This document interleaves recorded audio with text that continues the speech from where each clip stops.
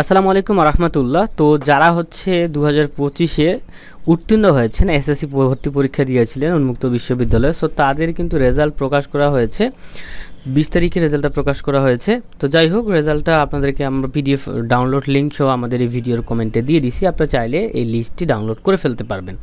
So দেখতে পাচ্ছেন এইখানে হচ্ছে সারা বাংলাদেশে যতগুলো রিজিওনাল সেন্টার আছে সবগুলোতে যারা পাস করেছে তাদের লিস্ট কিন্তু দেওয়া হয়েছে এবং তাদেরকে ভর্তি হতে হবে 20 মে থেকে 2 জুন 2025 তারিখের ভিতরে তাদেরকে কিন্তু ভর্তি হতে হবে। সো আমাদের মাধ্যমে যদি আপনি ভর্তি হতে চান, আমরা আপনার A to Z subject choice বলেন, টাকা জমা দেবেন, টাকা জমা বলেন, সব কিছু আমরা করে দিব। আমাদের হোয়াটসঅ্যাপ নাম্বারে আপনারা হচ্ছে যোগাযোগ করতে পারেন, ঠিক আছে। এবং কলেজ স্কুল চয়েস সব কিছু আমরা করে দিব। জাস্ট আপনি কি করবেন, আপনি শুধু আমরা যেই কাগজগুলো বলবো এগুলো শুধু কলেজ না, মানে আপনার স্কুলে নিয়ে যায় জমা দিয়ে দিলেই আপনার কাজ শেষ। ওকে, তো যাই হোক, তো এইখানে দেখতে পাচ্ছেন যে বরিশাল রিজিওনাল সেন্টারের এই যে লিস্ট দেয়া রয়েছে।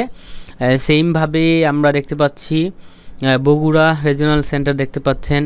তারপরে নিচে যদি আসি, টোটাল কিন্তু 102টা পেজ রয়েছে। চট্টগ্রাম রিজিওনাল সেন্টার দেখতে পাচ্ছেন, ঠিক আছে। প্রত্যেকটা রিজিওনাল সেন্টারে যারা শুধুমাত্র পাস করেছে তাদেরগুলোই কিন্তু এইখানে দেয়া রয়েছে। ওকে, সো দেখেন এইখানে 102টা পেজ কিন্তু রয়েছে। আপনারা 102টা পেজ সুন্দর করে আপনারা কিন্তু দেখে নেবেন। ওকে, তো যাই হোক, এখন আরেকটা বিষয়, এই যে দেখতে পাচ্ছেন এইখানে ওনারা কিন্তু বলেই দিছে যে 25-26 শিক্ষাবর্ষে প্রথম বর্ষে যারা আছে তাদের ভর্তি 20 মে থেকে 2 জুন পর্যন্ত চলবে, ঠিক আছে। এবং কত টাকা ফি লাগবে দেখেন এখানে বলে দিচ্ছে, ভর্তি অন্যান্য ফি সহ 4695 টাকা এবং অনলাইন চার্জ প্রযোজ্য হবে। তবে বিজ্ঞান শাখায় যারা সায়েন্সে তাদের 200 টাকা আরও বেশি দিতে হবে। সো আপনি যদি আর্টসে হয়ে থাকে বা কমার্সে তাহলে 4695 টাকা, তার সঙ্গে মনে করেন যে 50 টাকার মতো হচ্ছে তারা কেটে নিতে পারে অনলাইন চার্জ।